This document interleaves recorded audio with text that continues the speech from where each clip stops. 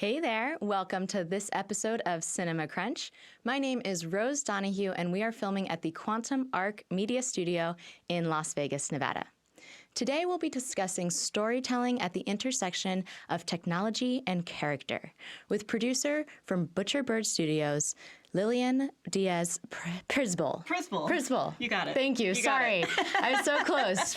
Thank you. It's a tough one. No, I appreciate it. As you said, it's not as hard as it looks. Yeah. But, I got all caught up in the excitement. Too many Y's and C's. Thank you for joining me today, Lillian. Thank you for having me on. I so appreciate it. You're typically in LA, so you're here in Vegas, and I appreciate you making the time to visit our studio. Absolutely. I was out here for NAB this week, and you reached out to me. Sorry, NAB. I got corrected on that. Oh, me too. Every time. You reached out, and I was really happy to come and chat. So, Yay! Perfect. So let's just jump in because I did a lot of research on one of your projects, Orbital Redux, which is such a cool concept. A little background is that it's filmed live. It's a futuristic sci-fi spaceship show. Right. So why don't you tell us a little bit more about it? Sure. So Orbital Redux is an 8-episode, live-performed, live-streamed, interactive narrative science fiction series, which means that for 8 weeks last fall in what year is it, 2018? Yeah, last fall. 2018, right? We would go live for about 20 minutes at a time. We'd start at the beginning of the episode and then just run all the way through. And we had 10 cameras covering the action. We had an audience chat feed on the platform that would be commenting as we were going. And then at the beginning of each episode and at the end of each episode during our pre and post show, we'd have a choice point for the audience to react to. So the beginning of the episode, it's something they would see happen in the next 20 minutes in that episode itself. And at the end, it would be something they'd see in next week's episode. And it was everything from suggest a line of dialogue for these characters as like an icebreaker to which system on the ship should break to who gets to have final last words with someone. And so we constructed it so that it wasn't a full-on choose-your-own-adventure. The audience never was really deciding whether somebody was going to live or die, but we wanted to kind of trick them into thinking that maybe they were. Okay. And it was super interesting to see how they responded over the course of the series to that, and how at the very beginning they kind of wanted to mess with the characters a little bit and sort of throw obstacles in their way, and so they'd pick the option that they thought was going to be the most difficult for them. And then by the end of the series, they were genuinely concerned for our characters' well-being. Wow. Like really invested in this.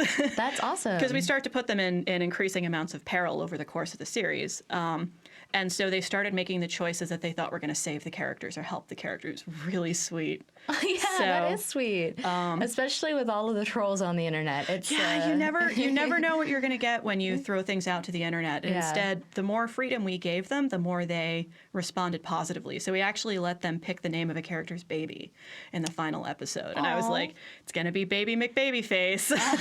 But no, they picked something wonderful. So like our poor actors were starting to tear up as they had to like deliver these lines on camera because it was such a perfect choice. Oh, so, that's awesome. So thanks, Project Alpha fans. You did a great job. That's super cool. And it was on the Project Alpha platform, which unfortunately is closed down now. Yeah, so we were partnered up with Legendary Pictures digital division, so Nerdist and Geek and Sundry, and they had their own unique subscription platform called Project Alpha that had been around for a couple years, and they brought us in as their first truly scripted series. They'd done a lot of original creative content. Critical Role was their big series, which is a live play Dungeons & Dragons show starring a bunch of voice actors. And they just made like $10 million on Kickstarter. So super successful. That's great. Yeah. Good job, guys. Yeah. We were really a new experiment for them. And they were great partners to work with. They helped us figure out how to phrase our interactivity. So that it was going to appeal to their audience the best. They really understood their fan base and how to reach them, and helped us kind of tailor things to appeal to the greatest level. So, but they were also really hands-off on certain things. You were asking about the pitch process beforehand. Yeah, I'm curious. I'd love to talk about that. And we basically walked in there with 8 episodes fully scripted. So we'd been working on development for this for quite some time and had refined it a lot over the course of 2017 when we were taking it around. And aside from one story point that they asked us to think about, and we ended up changing a little bit. They were like, this is great. Just do your thing. We trust you. Hands off. Let us know what we can do to help. And we were like, cool. Yeah. Okay. Like, wow. All right. That never happens. Thanks. So cool. Yeah, that's a lot of responsibility on your guys, but you put the work in to make it. So yeah, I mean, the thing about Butcherbird is that we're a relatively mature company for a company that's reasonably young. So all of the partners are in their 40s-ish. I'm in my 30s. So, and we've been in the industry in different capacities for a long time. So even though we're making web content, which is often the purview of people in their 20s and early 30s, I think that we bring a lot of professionalism and just industry knowledge to the table. And that lets us do kind of crazy and experimental things because we've done it like the right way, and now we get to do it the fun way. Oh yeah, cool. Right, and you've learned along the way, and like maybe the very first time you guys or any individual of your group did something, it didn't work out perfectly, but you learn from there. Oh, for it gets better and better. I mean, any artistic skill or artistic career is really an apprenticeship skill. It's something that you only learn by doing it. So school is great, school's important, but it's going to be on the ground and actually making things, getting out there and breaking stuff, hopefully not literally, but... Right. No bones, but some other expendables. No cameras. Yeah. Maybe a light stand or two, that's fine. It's getting out there and doing stuff and experimenting. And why we say that we're a company that works at the intersection of technology is that we love using the latest and greatest tools to help facilitate that. And with digital technology, it's so much easier to get your foot in the door and to get out there and make stuff and try things and see what works, see what doesn't, without all of the expense of kind of traditional filmmaking. Right. But you're still getting this incredible cinematic quality. Right. So. Yeah, it's even the playing field a little bit for people to get into the industry just because the technology is accessible in a way it hasn't been before. Which is super exciting because it lets people's voices who haven't necessarily been heard in the media have a chance to kind of speak for themselves and to get their stories out there in a cool way. Right, right. There, I forget, there's the... narrative where like there's only 7 stories you can only remake it however many ways. It's like, okay, sure, but each person's individual story has so much nuance that you can't just brush it away, and now people have the space and ability to make those new content. Absolutely. And I can talk to that a little bit specifically for Orbital on the development side. So Orbital was written and directed by my colleague Stephen Calcote, who I've known for like 15 years now, almost. Nice. And we both love science fiction. We've both talked through our entire friendship together about the stories that inspire us and what we like in media and what gets us interested in things.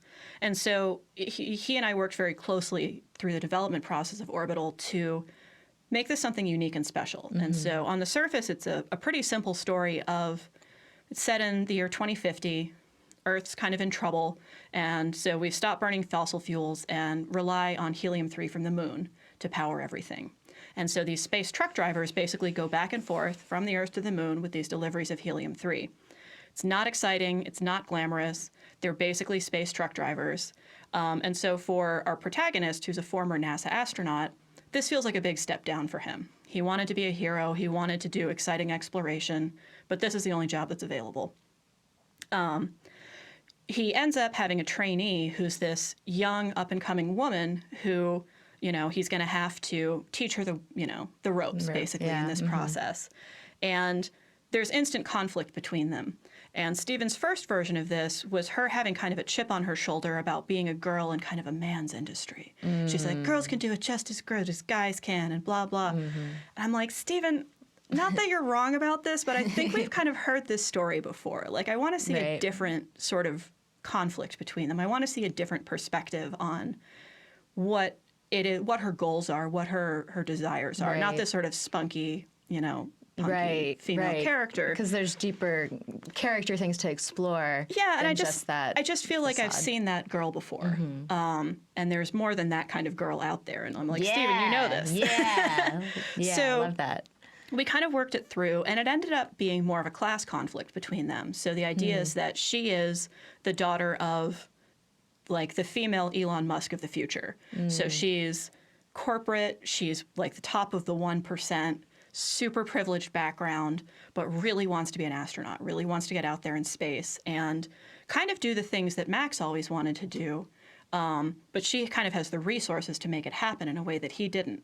So that's really where they start to kind of bump into each other. And it's a little bit of his kind of street learning and sort of what he's learned through his years of actual experience versus her having the highest education, top test scores, but all sort of on simulators, never having really been out in the real world. Right. Book smarts. Yeah, book smarts. So it's just a sort of subtle twist because there's still clearly this conflict between them. But it gave her a backstory that I hadn't really seen before in just a fresh way that made the two of them kind of come alive as characters. For sure. So that's awesome. Yeah, and that's, I think, I've read that you do a lot of content for young women and girls, and to have even a slight twist on things that we've already seen makes a big impact, just because that's something that someone could identify with. It's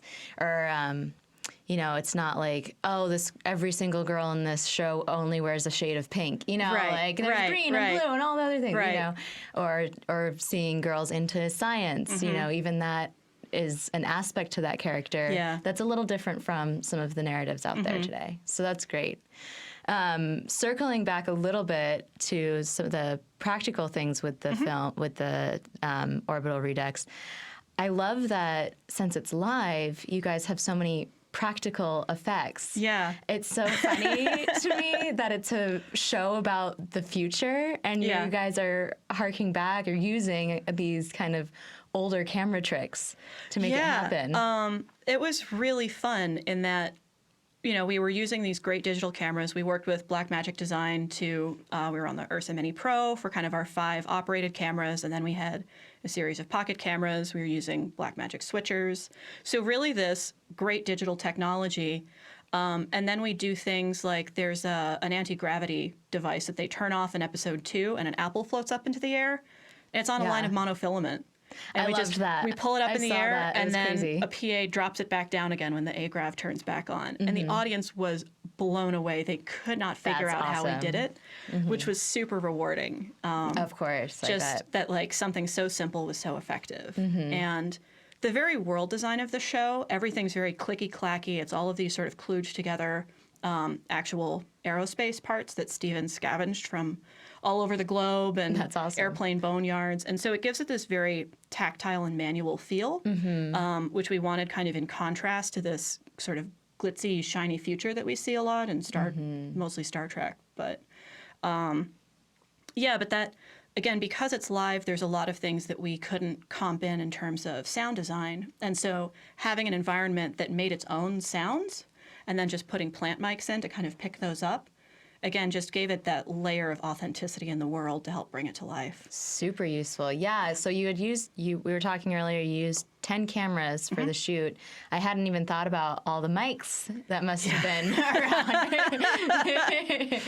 Oh, Ben Chan, who is our sound mixer for this, primary sound mixer, we really put him through the ringer, the poor guy. So sound never gets as much appreciation and attention as it deserves. So shout out to our whole team on that. Everybody who worked on that was terrific. But we had both of our actors laved with double lavs, so that if one lav mic went out, we'd still have a backup because we couldn't go fix it in the middle of the show. Essentially, for 20 minutes, both of our actors were on screen the entire time. They never really leave. Right. So... what was rehearsal like for that? Interesting.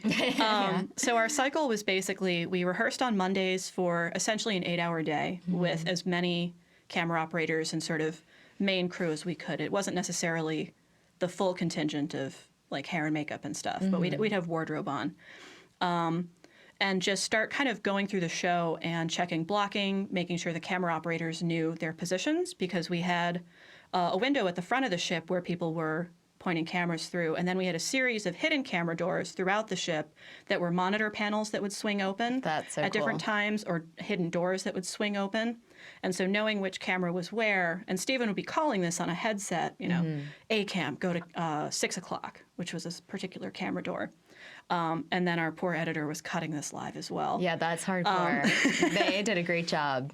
So we'd rehearse on Monday, spend Tuesday and Wednesday fixing all the problems that we discovered on Monday, and then start on Thursday morning and then just run the show repeatedly until we got to 5 p.m. and went live. Wow. So it was usually 4 run-throughs, and then the 5th was live. Wow. So, and then Friday morning, we'd go through and start the camera blocking for the next week. Yeah. So, and start thinking, okay, here's what's going to happen in the next episode. Here's the new stunts we're going to do. Here's the new gags that we're going to do that production design needs to be aware of, so that they could get those ready for Monday. Yeah. So That's awesome. That's super intense. It was really exciting. Yeah. I mean, as an actor, for them, I mean, they're basically in a 20-minute play, and it's not really 20-minute it's short not play every week. Yeah. So that's, you need all that rehearsal time to really Yeah. feel good about it. I mean, I was just in a play, and we had like a 5-week rehearsal time. So to be the going nice thing, live on camera, it's again, crazy. because we had all the scripts done in advance, and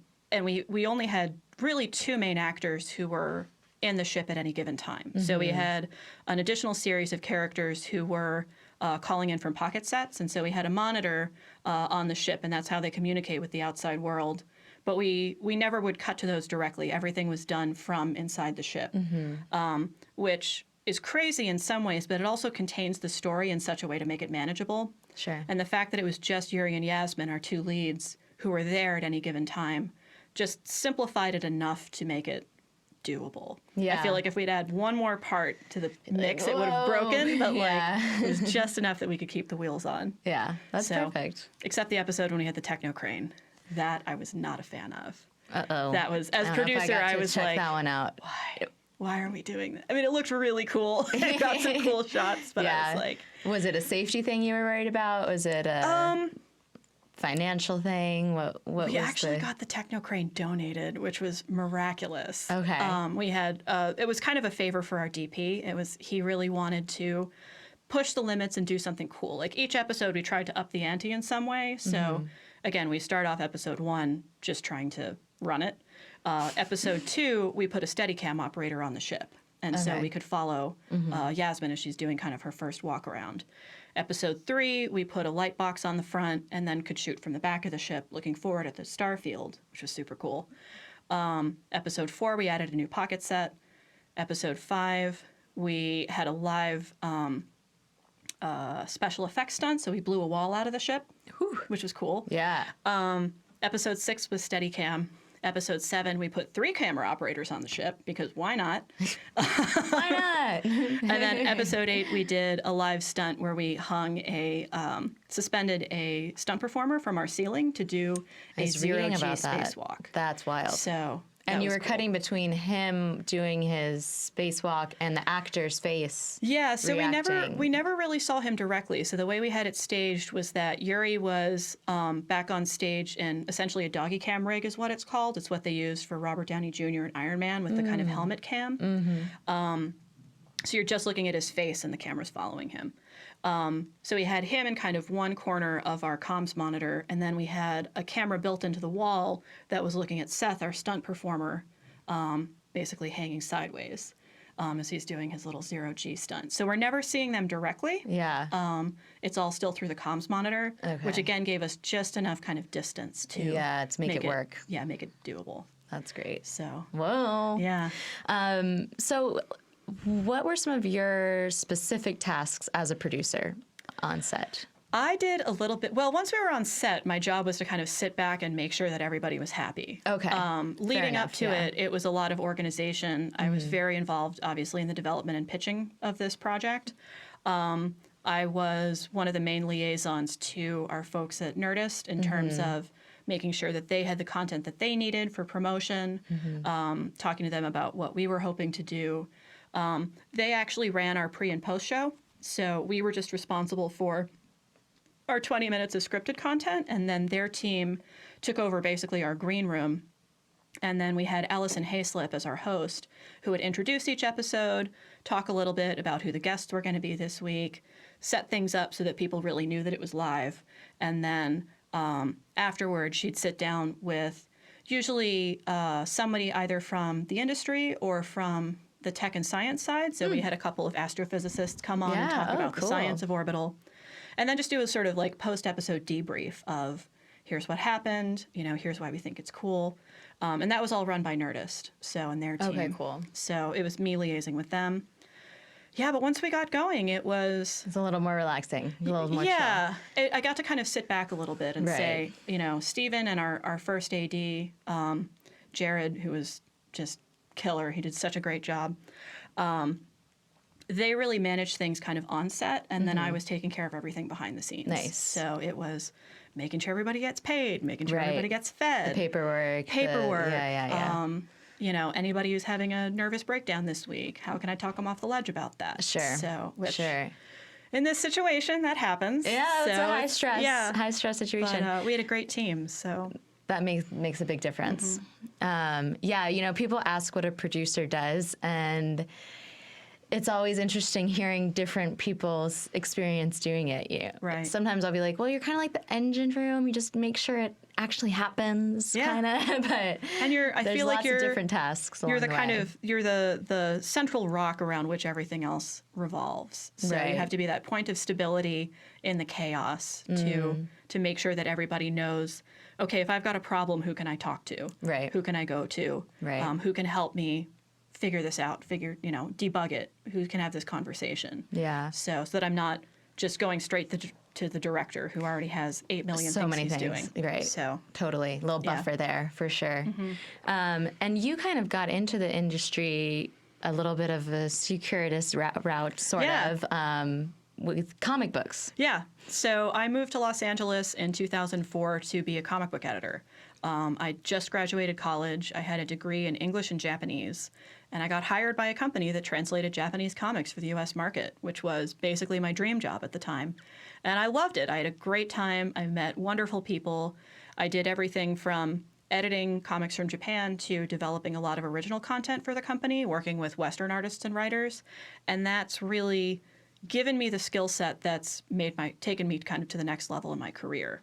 I met people who became friends of mine for life. The rest of Butcherbird, 4 out of the 5 partners, all also worked at Tokyo Pop. So that's how we all know each other. Yeah, that's great. And it's just, at the end of it, I decided that as much as I like comics, I really just like making things, and I'm not that particular about what it is. Yeah, so that's cool. So when Butcherbird offered to bring me on as editorial supervisor for a big project we were doing, it made sense with kind of my organizational background and sort of creative skills that that's something I could jump into. So I got to go and learn Premiere and learn how sort of Hollywood works. Yeah. It's been great. That's awesome. I know it's kind of hard to give someone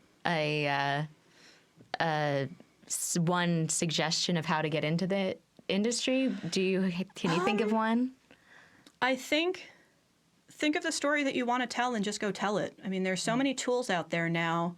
I mean, even just your cell phone is such a sophisticated camera these days that you can go out there and start making content. And each thing you make, you're going to learn more about what you like and don't like about the process in ways that are probably going to surprise you. And I think that's the best thing you can do is just do it. Just do it. Just get started. I think study what other people do and what you like and don't like about that. I'd say that I'm not a writer, but one of my strengths is kind of media criticism and looking at other people's stories and thinking, how would I do that differently? How could I do that better? Are there choices that they made that I might do differently? I think that that's really informative. And no matter what it is, book, movie, comic, TV show, webcast, whatever, thinking about what's going to really make the next thing unique and special. Yeah. So very cool. Awesome. So where can our audience find out more about you, your social media, all that good stuff? I have a pretty low-profile social media presence, but Butcherbird Studios is at butcherbirdstudios.com, with studios with an S on the end. We have a Twitter. We've got a Facebook. orbitalredux.com kind of directs to Project Alpha right now, which is not that exciting. They just closed it. But that will redirect to something interesting in the near future, hopefully. So Very cool. Yeah. And we'll actually be releasing this probably a little while after we've had this conversation. So maybe I can update that check info. it out, you guys. Yeah, it might be up already. Yeah, no worries. Yeah. Cool. Okay. Well, thanks so much for joining me today, Lillian. I My appreciate pleasure. it. It was great talking to you. Oh, good. Thank you. Yay. And thank you all for tuning into this episode of Cinema Crunch. Again, my name is Rose Donahue, and we are filming at the Quantum Arc Media Studio in Las Vegas, Nevada. Catch you next time.